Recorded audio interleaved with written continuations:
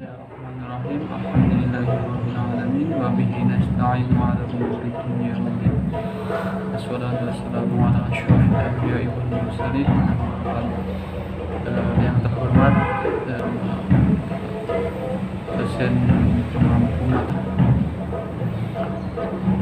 pemahaman.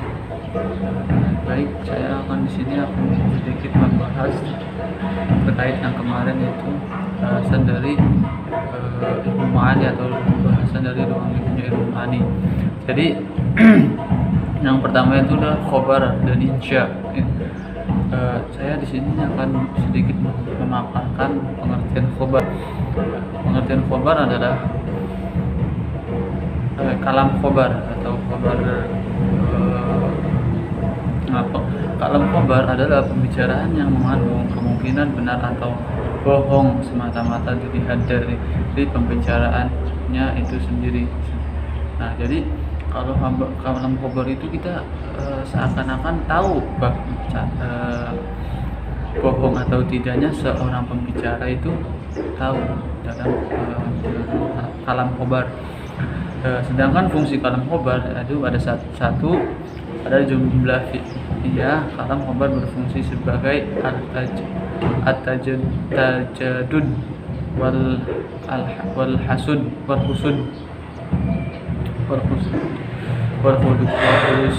yaitu menunjukkan pekerjaan yang berubah-ubah sesuai dengan waktunya, yaitu fi'il madi, fi'il hal, istiqbal,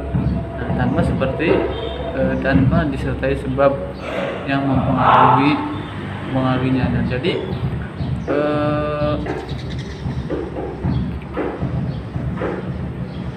gitu. Jadi pada fungsi yang pertama itu fungsi alam khobar itu adalah gitu, fungsi alam khobar. Nah, yang seperti contoh yang artinya matahari telah bersinar atau matahari itu samsyun. Nah, gitu. Terus fungsi yang kedua adalah sebagai jumlah ismiyah. Nah, kalam khobar berfungsi yang itu menunjukkan pengertian yang kekal dan tetap. Nah, seperti perkataan. Jadi dalam fungsi yang kedua itu adalah sebagai jumlah ismiyah. Tadi kan jumlah fi'liyah, sekarang jadi yang pertama itu jumlah fi'liyah, yang kedua itu adalah jumlah ismiyah. Seperti asyamsu mudinah, berarti matahari adalah sebagai sesuatu yang bersinar. Perkataan itu memberikan pengertian bahwa menyinari hanya terdapat secara kekal pada matahari itu tentunya. Terus ada namun terkadang fungsi istimrar wal dawam jika khobarnya terdiri dari fi'il mudhari, seperti firman Allah wa innaka la'ala khuluqin 'azim. Nah, itu yang artinya dan sesungguhnya kamu benar-benar berbudi pekerti yang agung.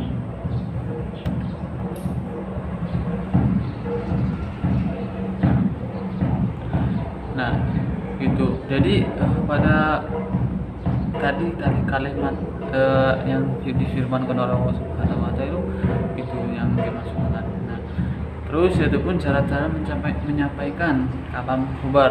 Pada dasarnya tujuan setiap kalimat adalah menjelaskan maksud pembicara atau mutakalim. Nah, gitu. Pada lawan berbicara atau mukhotob, karena mutakalim harus mengetahui keadaan mukhotobnya dengan cara memukakan berita secukupnya. Jadi bagaimana cara penyampaian kalam khobar adalah ya kalau kita sebagai mutakalim itu harus tahu bagaimana mukhotabnya bisa menangkap bisa ini tidak. Nah, itu oleh karena itu bentuk setiap kalam khobar dan yang satu dengan yang lain akan berbeda sesuai dengan keadaan mukhotabnya yang. Nah, itu jadi bentuk kalimatnya atau mukhotabnya juga berbeda. Nah, gitu. Terus adapun ada 3 macam, yaitu jika mukhatab tidak ragu. Jika mukhatab yang pertama itu jika mukhatab tidak ragu dan tidak mengingkari isi berita, khobar tidak menggunakan alat taukid. Kalam khobar demikian disebut dengan ibtida, seperti aku ka qadin. Terus yang kedua, jika mukhatabnya ragu namun ingin sekali mempengaruhi mendengarnya berita itu, khobar sebaiknya memakai alat taukid atau kalam khobar. Alat taukid seperti inna akhaka qadimun. Ini kurang, ada yang kurang. Pertama itu akhuka qadimun. Terus yang ketiga yaitu jika mukhatabnya mengingkari isi berita, harus memakai satu alat taukid atau lebih sesuai dengan keingkarannya. Kalam khobar itu disebut dengan ingkari. Jadi yang ketiga itu ada ingkari, seperti inna akhaka qadim atau wallahu innahu laqadim. Jadi yang pertama itu ibtidai,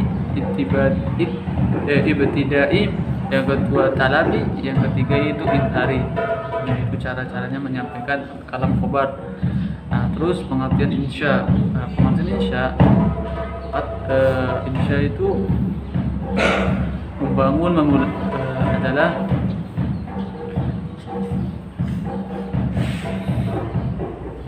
kata insya tersebut bermakna membangun, memulai kreasi asli, menulis dan menyusun.